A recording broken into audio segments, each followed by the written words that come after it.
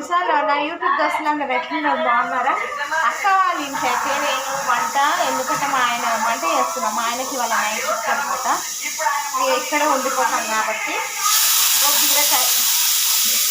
బీరకాయ కట్ చేస్తున్నా. టైం 8:30 అవుతుంది.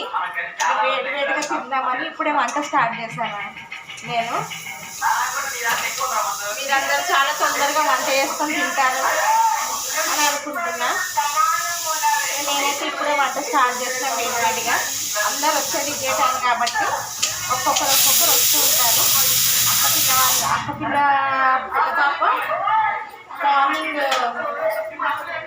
గాంధీ హాస్పిటల్లో ట్రైనింగ్ చేసుకొని మళ్ళీ ఈవినింగ్ 4:30కి ట్యూషన్ చెప్పడానికి అవుతుంది. అయితే ఆ పాప ఇప్పుడు వస్తుంది.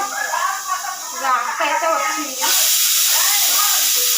వచ్చి ఒక్కసారి చూస్తే మా అక్క రావడంతోనే మా చెల్లి వాళ్ళ పాపకు మా చెల్లి వాళ్ళ పెద్ద పాప అయితే నా చున్నీ తీసుకొని ఆడుకుంటూ ఉంటుంది. హాయ్ చెప్పు మమ్మీ. చున్నీతోనే ఆడుతుంది. మీకు ఏ చున్నీ దొరకదు, ఇక నా చున్నీతోనే ఆడుకుంటుంటుంది.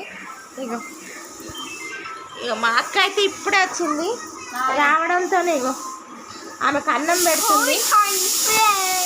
ఆమెకు ఆ ఫోన్ పెట్టి అన్నం పెడితేనే కడుపు నిండా తింటుంది, లేకపోతే అస్సలు తింటలేదు ఆ పాప. ఇక నాకేమో ఇక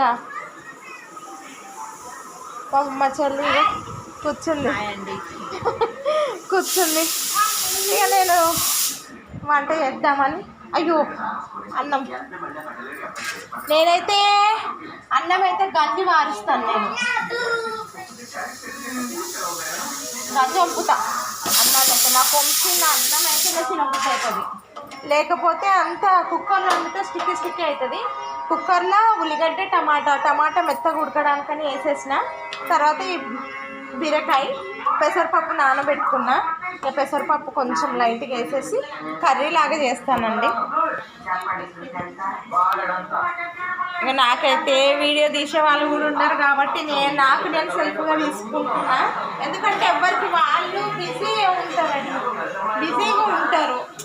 నాకు వాళ్ళు పొద్దున పోయి ఇప్పుడు వస్తారు, వాళ్ళని కూడా తీయమంటే వాళ్ళకు కూడా విసుకొస్తుంది కదా.